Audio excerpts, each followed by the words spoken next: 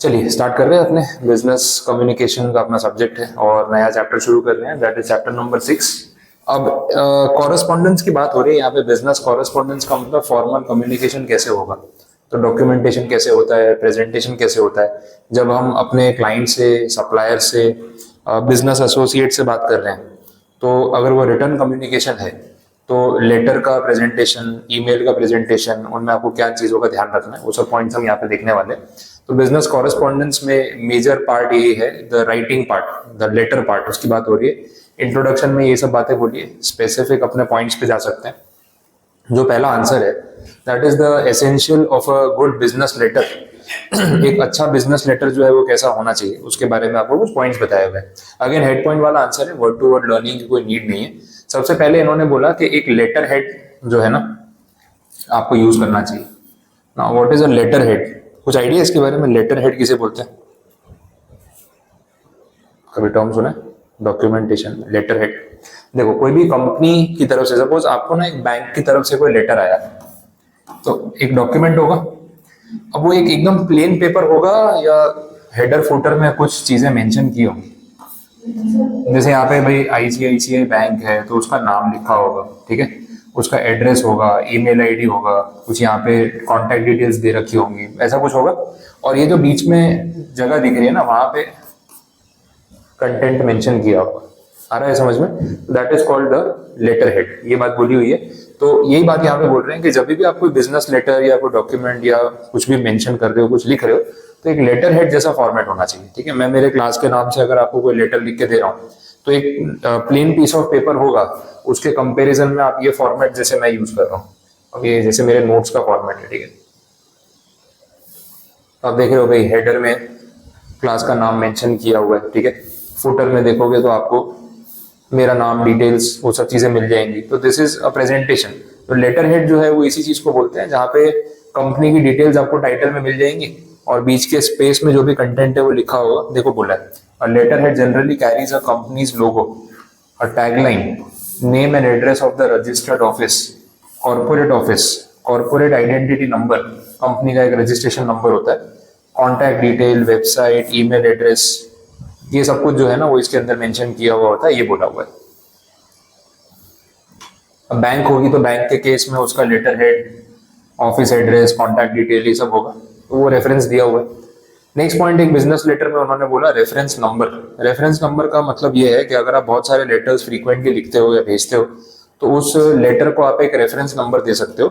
In future कभी आपको review करना हो कि यार कब किसको कौन सा लेटर भेजा था, तो रेफरेंस नंबर के थ्रू आप चेक कर सकते हो कि कौन से मंथ में, कौन से ईयर में भेजा था। तो अपने कर सकते हैं ना, जो भी लेटर लिख रहे हैं, सपोज भाई first letter of the month of March of the year 2024, ऐसा कुछ, तो ये तो डेट लिख दो या ये रेफरेंस नंबर दे दो 0103/2024। तो मार्च 24 का ये पहला लेटर। दूसरा लेटर होगा तो उसको 02 दे दो, 03 दे दो, 15 दे दो, 25 दे दो, चलता रहेगा। तो ये रेफरेंस नंबर अपने दे सकते हैं अपने रिकॉल करने के लिए, ये एक पॉइंट है।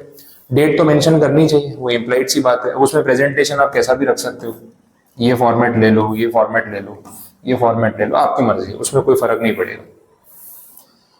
स्पेशल मार्किंग्स, स्पेशल मार्किंग्स में ऐसा है कि जो लेटर है उसका जो कवर होगा, एनवेलप होगा, उसके ऊपर आपको कुछ स्पेसिफिक मेंशन करना है तो कर सकते हो। जैसे कॉन्फिडेंशियल, कॉन्फिडेंशियल का मतलब जिसके नाम से लेटर आया है उसी को ओपन करना है, कोई और ना पढ़े, प्राइवेसी वाला पार्ट हो गया वैसा। फिर आप उस डॉक्यूमेंट को अगर पोस्ट से भेजना चाहते हो, कोरियर से भेजना चाहते हो, स्पीड पोस्ट से भेजना चाहते हो, तो लेटर के ऊपर लिख दो स्पीड पोस्ट। अब भाई कंपनी जो है ना बहुत सारे लोगों को लेटर्स भेजती है, किसी को स्पीड पोस्ट से भेजती है, किसी को रजिस्टर्ड पोस्ट से, किसी को एयर मेल से, किसी को कोरियर से। तो फिर स्टाफ के लिए कंफ्यूजिंग हो जाएगा, तो जो लेटर बना रहा है ऊपर लिख देगा स्पीड पोस्ट, तो सारे स्पीड पोस्ट वाले लेटर जो है पोस्ट ऑफिस के थ्रू एक साथ चले जाएंगे। तो ये अपने सिंप्लीफिकेशन के लिए कर सकते हैं ताकि कंफ्यूजन ना हो। इनसाइड एड्रेस, जो लेटर है, एक तो ये एनवेलप है, तो एनवेलप के ऊपर तो एक एड्रेस होता ही है। अंदर जो पेज है उस पेज के ऊपर भी तो एक एड्रेस होता है, टू द रजिस्टर्ड या to the manager, ICICI bank, गोरदो रोड ब्रांच, अडाजन ब्रांच, वैसा होता है। That is called the inside address, तो वो भी मेंशन करना जरूरी है। अटेंशन लाइन, अटेंशन लाइन का मतलब ये है कि जैसे आपने मुझे लेटर भेजा यहाँ पे, अब मेरे यहाँ पे 4-5 लोगों का स्टाफ काम कर रहा है, 10 लोगों का स्टाफ है, बट आप चाहते हो कि मैं ये लेटर पढूं, तो आप लेटर में स्टार्टिंग में आप ये मेंशन कर सकते हो कि for the attention of mister so and so, ऐसे लिखा है मेरे नाम से। तो कोई और मेरा स्टाफ अगर वो लेटर ओपन करेगा भी तो वो समझ जाएगा कि लेटर स्पेसिफिक मेरे अटेंशन के लिए है, वो मुझे हैंड ओवर कर देगा कि सर आपके लिए आया, एक बार पढ़ लो, वैसा। तो अटेंशन लाइन उस चीज को बोला जाता है वैसा। सैल्यूटेशन, सैल्यूटेशन मतलब जब लेटर स्टार्ट होता है तो अपने नहीं मेंशन करते डियर सर, रिस्पेक्टेड सर, वैसा करके या नाम से, तो दैट इज द सैल्यूटेशन। ये सारे ऑप्शंस यहाँ पे दे रखे हैं। अब इसमें टिप्स दी हुई है। टिप में ऐसा बोला है रिस्पेक्टेड सर जो अपने यूज करते हैं ना, नहीं करना चाहिए, रिस्पेक्टेड वर्ड यूज नहीं करना चाहिए। रीजन बीइंग कि वो ग्रामेटिकली एक्सेप्टेड नहीं है, एडजेक्टिव में नहीं आता। Respected is not an adjective, बोला ग्रामेटिकली वो इनकरेक्ट है। तो आपको डियर लिखना है या डायरेक्ट नाम लिखना है वो ठीक है, रिस्पेक्टेड अवॉइड करना चाहिए। बट ये बात हार्डली किसी को पता होती है, ना लिखने वाले को ना पढ़ने वाले को, तो लोग यूज करते हैं बट करना नहीं चाहिए। नेक्स्ट है सब्जेक्ट हेडिंग।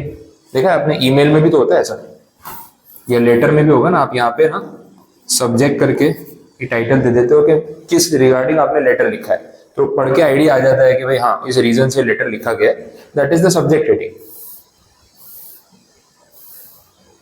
मेन बॉडी मतलब जो लेटर का मेन कंटेंट, ये आपका लेटर है, ये इसका हेडर है, ये फुटर है, ये आपने यहाँ पे डेट मेंशन की, सब्जेक्ट लिखा। अब जो मेन कंटेंट यहाँ पे लिख रहे हो ना, that is called the main body. Letter में आपने क्या मैसेज पास ऑन किया वैसा, तो उसको बोला जाएगा। अब बोला इसमें कुछ टिप्स दे रखी है कि जो लेटर आप कंक्लूड करोगे, मतलब एंडिंग करोगे, तो पोलाइटली आपको कुछ मेंशन करके एंड करना चाहिए उसको। बोला हुआ है we thank you in anticipation, we look forward to a favourable response, we will be glad to furnish additional information, we expect you to continue to extend the patronage to us, ऐसा कुछ last में कुछ तो लिखो conclusion में कि भाई thank you for communicating with us, anything. तो ऐसा कुछ एक स्टेटमेंट होना चाहिए डिपेंडिंग के बाद क्या चल रही है। फिर बोला है कि हर लेटर में लास्ट में थैंकिंग यू चिपका मत दिया करो। अपने को फिक्स है, एक बार सिखा दिया, लास्ट में हर लेटर में थैंकिंग यू।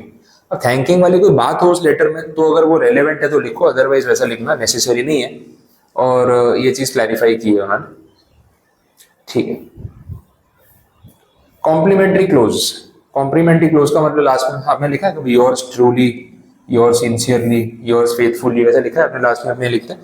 तो कब क्या लिखना है वो पता नहीं होता है, ट्रूली कब लिखना है, सिंसियरली कब लिखना है, फेथफुली कब लिखना है, मूड पे होता है। जो ध्यान में आ गया वो लिख दिया, लिखने के बाद लगा यहाँ सिंसियरली ठीक लग रहा है तो चलो रहने दो, वैसा है। तो यूजुअली अपने वही करते हैं। फिर बोला कि जो योर्स लिखते हो ना आप ऐसा करके, योर्स ट्रूली, ठीक है। तो ये जो योर्स होता है ना, उसमें कितनी बार लोग ये एपोस्ट्रोफी लगा देते हैं, बुरा नहीं लगाना होता है, सिर्फ योर्स लिखना होता है, ठीक है। वो एपोस्ट्रोफी जो है गलत हो गया ग्रामेटिकली, तो वो मेंशन नहीं करते। अच्छा, स्पेलिंग में भी एक तो इंग्लिश लैंग्वेज में क्या चलता है इनको ही पता है। और देखो ट्रू का स्पेलिंग होता है TRUE, सिंसियर का स्पेलिंग होता है ये। अब ये लोग ऐसा बोलते हैं कि अगर आप ट्रूली लिखते हो तो ई गायब हो जाता है, क्यों, उसका कोई लॉजिक नहीं है।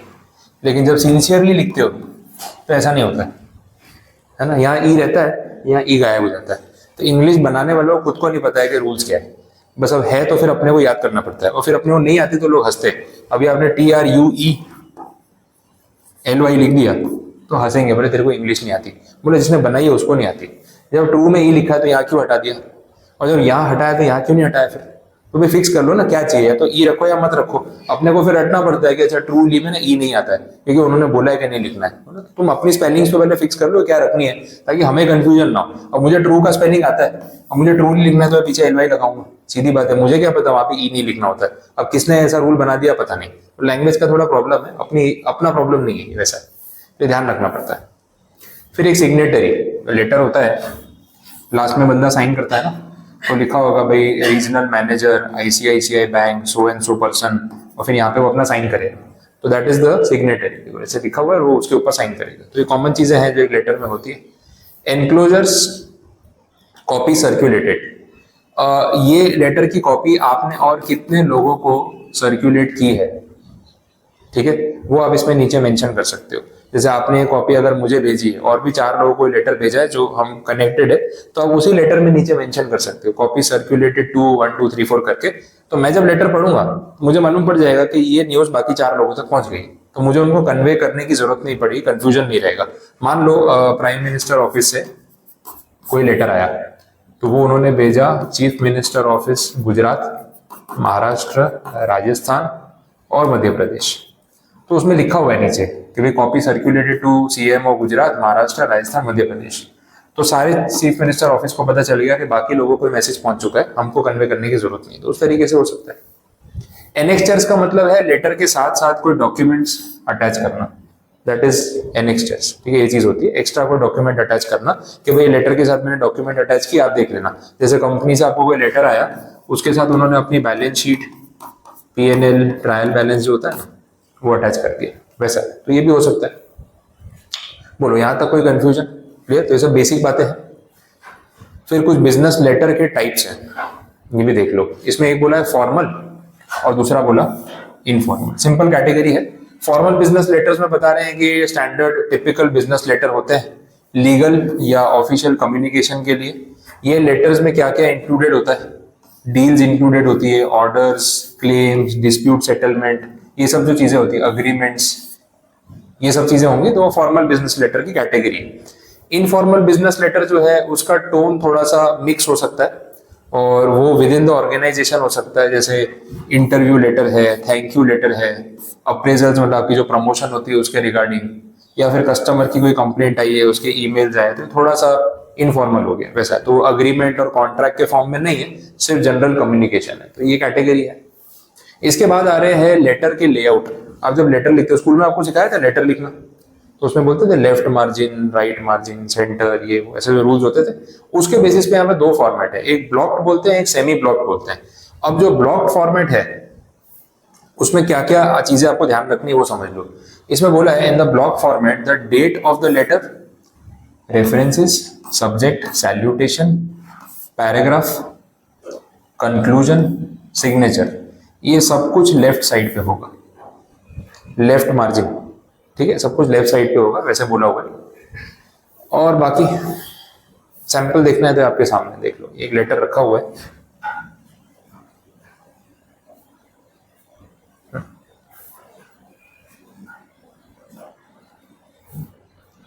देख लो, ये पूरा है, सब कुछ लेफ्ट मार्जिन, लेफ्ट साइड से।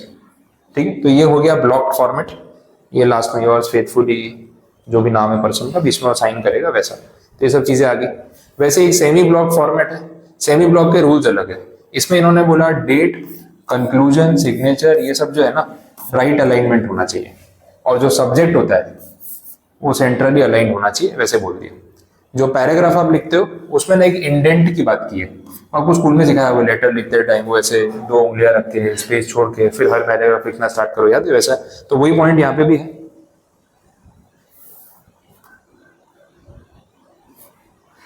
ये रहा, देखो सही।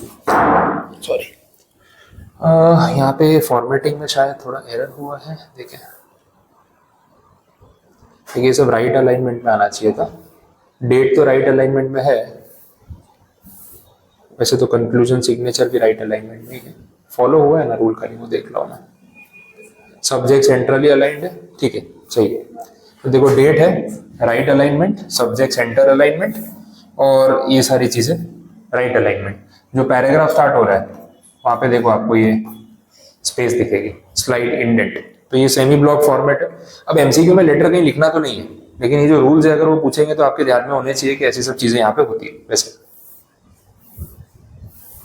बोलो, ये क्लियर हुआ, पता चला? कोई कंफ्यूजन यहाँ तक? बात समझ आ गई? नेक्स्ट देख लो, characteristics of a good business letter. Again head point वाला आंसर। चैप्टर पेजेस वाइज है थोड़ा, लेकिन कंटेंट में ऐसा नहीं है कि आपको बहुत वर्ड टू वर्ड जाना पड़े। क्विक रीडिंग करोगे, पॉइंट्स ध्यान में रखोगे तो एमसीक्यू भी बन जाएंगे। वैसे कैरेक्टरिस्टिक्स में देख लो, सबसे पहले एक अच्छा बिजनेस लेटर कैसा होना चाहिए? कंप्लीट। इंप्लाइड है, आधा अधूरा डेटा लिखोगे क्या समझ में आएगा किसी को? तो भाई कंप्लीट। दूसरा, जो लिख रहे हो क्लैरिटी से लिखो, पढ़ने वाले को साफ समझ में आना चाहिए क्या आप बोलना चाह रहे हो, that is clarity. Simplicity, simple language, आसान भाषा में बात समझा दो, अच्छा रहेगा। एक्यूरेसी, एक्यूरेसी का मतलब है कि कोई फॉल्स या मिसलीडिंग स्टेटमेंट नहीं होना चाहिए, ये खास ध्यान रखना है। जो लिख रहे हो सच लिखो, वैसा है। ब्रीविटी, ये कुछ नया वर्ड है आपके लिए। ब्रीविटी का मतलब ये है avoid unnecessary words, unnecessary words को अवॉइड करो। सुपरफ्लस वर्ड्स को अवॉइड करो। सुपरफ्लस का मतलब भी अननेसेसरी होता है, इन्होंने खुद ही रिपीटेशन कर दिया। बोलना क्या चाह रहे हैं कि भाई जो बात कम शब्दों में समझाई जा सकती है उसके लिए अननेसेसरी कंटेंट की लेंथ मत बढ़ाओ। वैसा तो पढ़ने वाले के लिए क्विक रहेगा ना, टाइम क्यों वेस्ट करना है उसका। सिंसियरिटी, अब ये कैसे पता चलेगा कि आपने लेटर सिंसियरली लिखा है या अदरवाइज लिखा है, ये तो आपके मन में है ना, तो उसको ऐसे एक्सप्लेन नहीं कर सकते, लेकिन ठीक है अच्छे मन से लिखना चाहिए और क्या। फिर क्या है कर्टसी। कर्टसी का मतलब पोलाइटनेस, रिस्पेक्ट। सामने वाला पढ़े तो उसको ऐसा इंसल्टिंग फील नहीं होना चाहिए, तो वर्ड्स का सिलेक्शन वैसे करो। लिखने का स्टाइल देखो सबका अलग अलग हो सकता है, तो वो तो 1 to 1 डिपेंड करेगा, उसको अपने आप पे फिक्स नहीं कर सकते, ये पॉइंट है। नेक्स्ट, बिजनेस मैसेजेस की बात हो रही है। अच्छा ओके, ये टॉपिक अपना हो चुका है। बिजनेस मैसेजेस मतलब कोई भी किसी को कुछ कम्युनिकेशन कर रहा है, अब वो चाहे आपके कंपनी के चेयरपर्सन हो, शेयर होल्डर्स हो, एम्प्लॉयज हो, किसी को किसी भी तरीके की न्यूज दी जा रही हो, प्रमोशन की न्यूज, इंक्रीमेंट की news, award, bonus, appraisal, resignation, anything, तो ये तो जनरल बात हो गई। तो बिजनेस मैसेज कन्वे कैसे करना है वो चीज का खास ध्यान रखना होता है, जो आगे अपन देखेंगे। बट इसमें एक टिप यहाँ पे दी हुई है कि बिजनेस मैसेज कन्वे करते टाइम ये यू एटीट्यूड को भूलना नहीं है। कुछ याद आ रहा है, इसमें बात हुई थी द यू एटीट्यूड। सामने वाले को ज्यादा रिस्पेक्ट और प्रायोरिटी फील होनी चाहिए आपकी लैंग्वेज पढ़ के, that is the you attitude. इसके कुछ एग्जांपल्स यहाँ मिल जाएंगे जो पहले अपन ने नहीं देखे, पहले सिर्फ बात हुई थी इस बारे में, स्पेसिफिक एग्जांपल है। फर्क क्या है, आई एटीट्यूड और यू एटीट्यूड में क्या फर्क है वो आपको यहाँ पे कंपैरिजन में दिखेगा। देखो मैंने आपको एग्जांपल दिया भी था, we are sure that our new discount policy will attract you. इसके बदले you will surely appreciate our new discount policy. Politeness आपको किसमें ज्यादा फील हो रही है वो दिखेगा। मैंने बोला भी था I am giving you 20% discount, you can avail an additional discount of 20%। बोलने का फर्क ही दिखता है ना, तो यू अप्रोच ज्यादा अच्छी होती है। फिर बोला I am happy to hear that you have selected our company. इसके बदले लिखो thank you for giving us the opportunity to serve you. कितना फर्क पड़ता है, मैं बहुत खुश हूँ आपने मेरी कंपनी सेलेक्ट की, तो आप बोलोगे इसमें हमारा क्या फायदा, आप तो खुश होगे ना, आपको तो पैसे मिल रहे हैं। तो ऐसा बोलो थैंक यू कि आपने मुझे मौका दिया कि मैं आपको सर्व कर सका और हमारी कंपनी में आप आए। बात का तरीका ही पूरा बदल गया वैसा है। तो यू एटीट्यूड वैसा होता है, I will give you 10% discount on credit card purchase, थोड़ा एटीट्यूड वाला लगता है। इससे लिखो you can get 10% discount on credit card purchase, तो वो पोलाइट लगता है वैसा। तो ये डिफरेंस है, ये सब पॉइंट्स यहाँ पे इन्होंने बताया हुआ है। फिर एक इंटरेस्टिंग आंसर है, पॉजिटिव मैसेज और नेगेटिव मैसेज। पॉजिटिव मैसेज का मतलब जब हम किसी को अच्छी खबर सुना रहे हैं, तो अच्छी खबर सुनाते टाइम आपके एक्सप्रेशन कैसे होंगे, हैप्पी या सैड। हैप्पी, ठीक है। अब जैसे फॉर एग्जांपल आपने जोमेटो से खाना ऑर्डर किया, अब जोमेटो वाला पहले बताता है एस्टिमेटेड डिलीवरी टाइम 40 मिनट्स, फिर 20 मिनट में आ जाता है। तो ये अच्छी बात है कि बुरी बात है? अच्छी बात है। 40 मिनट बोल के 20 मिनट में आ गया मतलब आप तो खुश हो गए। तो नोटिफिकेशन में ना ऐसे बलून वलून आते हैं, आइकन आते हैं वैसे, या वो हैप्पी वाला स्माइली आता है, लिखा होता है कि there is a good news या congratulations we have delivered your food before time in 20 minutes only, ऐसा करके, तो now you can enjoy your food at the earliest, ऐसा कुछ। तो पॉजिटिव मैसेज बोलने का तरीका भी तो वैसा है। अब वो खाना जल्दी लेके आ रहा है और लिख रहा है एकदम सैड तरीके से, we regret to inform you, we are so sorry to inform you that your food has been delivered before time. बोले तो अच्छी बात है, इसमें सॉरी क्यों, ठीक है, ऐसा रोने वाला इमोजी भेज रहा है तो कैसा लगेगा। तो पॉजिटिव मैसेज है तो भाई खुश होकर सुनाओ ना, तो प्रेजेंटेशन वैसे होना चाहिए। दूसरा बोला नेगेटिव मैसेज, मतलब जहाँ पे आप किसी को कोई बुरी खबर सुना रहे हो, तो वहां पे आपका बोलने का तरीका भी तो वैसा होगा। आपने ऑनलाइन कुछ ऑर्डर किया ये जोमेटो से, तो जोमेटो वाले मतलब कुछ हुआ और रेस्टोरेंट ने ऑर्डर कैंसिल कर दिया, तो ऑर्डर कैंसिल कर दिया तो वो कैसे मैसेज देगा आपको, congratulations we are happy to let you know that your order has been cancel. अब आप भूखे रहो, खाना वाना अपने आप देख लो, ठीक है, जोमेटो से छोड़ के स्विगी कर लो, तो ये तो बुरी खबर है ना। तो बोलेगा oh no we regret to inform you, we are so sorry to inform you that your order has been cancelled, ये वो। तो नेगेटिव न्यूज सुनाने का तरीका अलग, पॉजिटिव का अलग, वर्ड्स में दिखना चाहिए। नेक्स्ट है परसुएसिव मैसेज। परसुएड करना मतलब किसी को कन्विंस करने की कोशिश करना, ये बात पहले भी 1-2 बार हो चुकी है। वैसा है परसुएसिव मैसेज का मतलब, फॉर एग्जांपल कि आप सब मेरी कंपनी में एज एन एम्प्लॉय काम कर रहे हो, तो आपका एक फिक्स टाइम होगा, इतने बजे आना है, इतने बजे जाना है। तो आपकी डेडलाइन है शाम के 6 बजे की, 6 बजते ही आप सीधा पैकअप करके लैपटॉप बंद और घर भागते हो, ठीक है, वैसा होता है। तो 6 बजने का इंतजार हो रहा होता है। अब ऐसा है कि मुझे आज आपसे ओवर टाइम कराना है, 8 बजे तक बिठाना है, तो ये चीज मैं आपको कैसे कन्वे करूं, ये पॉजिटिव न्यूज है कि नेगेटिव न्यूज है? आपके लिए तो नेगेटिव न्यूज है, अरे यार 2 घंटे एक्स्ट्रा बैठना पड़ेगा, एक्स्ट्रा काम करना पड़ेगा, तो यार ये तो गलत बात है, नेगेटिव न्यूज है। बट आपको मैं एक्स्ट्रा बैठने के लिए बोल रहा हूँ तो वो उसका रीजन है कि भाई काम एक्स्ट्रा आ गया है, अर्जेंट है, क्लाइंट को मना नहीं कर सकते, तो यार कभी तो बैठना पड़ता है। भले आप जॉब कर रहे हो लेकिन कभी समझना भी पड़ता है कि एम्प्लॉयर भी अननेसेसरी आपको परेशान नहीं कर रहा है। बट अब एम्प्लॉयर का बोलने का तरीका जो है ना वो कैसा होना चाहिए उस पर डिपेंड करता है। एक तो बोले यार बहुत अच्छी खबर है, बोले सर क्या हुआ, आज 8 बजे तक काम करेंगे। बोले ये कैसी अच्छी खबर हुई, तो पॉजिटिव तो बिल्कुल नहीं लग रही। बोले बहुत बुरी खबर है, 8 बजे तक बैठना पड़ेगा। अब बुरी खबर भी नहीं बोल सकते, मैं खुद ही बोलूँ बुरी खबर है, तो बोले सर इतनी बुरी है तो फिर आप क्यों सुना रहे हो, आप भी घर जाओ हम भी जाते हैं, वैसा होगा। अब मैं चाहता हूँ आपको कन्विंस करना, मैंने सीधा नोटिफिकेशन या सबको ग्रुप में मैसेज डाल दिया, 8 बजे से पहले कोई घर नहीं जाएगा, बस इतना लिख दिया। तो आपको तो गुस्सा चढ़ेगा, बोले यार ये क्या तरीका है, 6 बजे की बात हुई थी, अब पौने 6 बजे बोल रहे हो कि 8 बजे तक बैठना पड़ेगा। भाई मेरी मूवी की टिकट थी 7 बजे की, घर पे गेस्ट आने वाले थे, आज हम डिनर के लिए जाने वाले थे, फंक्शन में जाना था, तो कोई प्लानिंग होती है ना किसी की, आप पहले से बोल देते। तो वो तरीका ठीक नहीं है। अब यहाँ पे क्या परसुएसिव मैसेज का मेथड यूज करना पड़ेगा। पहले मैं आप सबको मीटिंग के लिए बुलाऊंगा। अब देखो क्या एम्प्लॉयज भी समझदार होते हैं, 5:30 पौने 6 बजे मीटिंग बुलाई, मतलब कुछ पंगा है, आज शायद घर जाने को नहीं मिलेगा, वैसा है। तो मैंने 5:30 बजे मीटिंग बुलाई, तो मैं बोला देखो ऐसा ऐसा है, क्लाइंट का फोन आया था और इनका काम आज अर्जेंट है, अगर आप अपन ने आज नहीं किया तो उनका नुकसान होगा, अपना भी नुकसान होगा, सीधी बात है। तो आज के दिन अननेसेसरी नहीं बोल रहा हूँ लेकिन आपको बैठना पड़ेगा।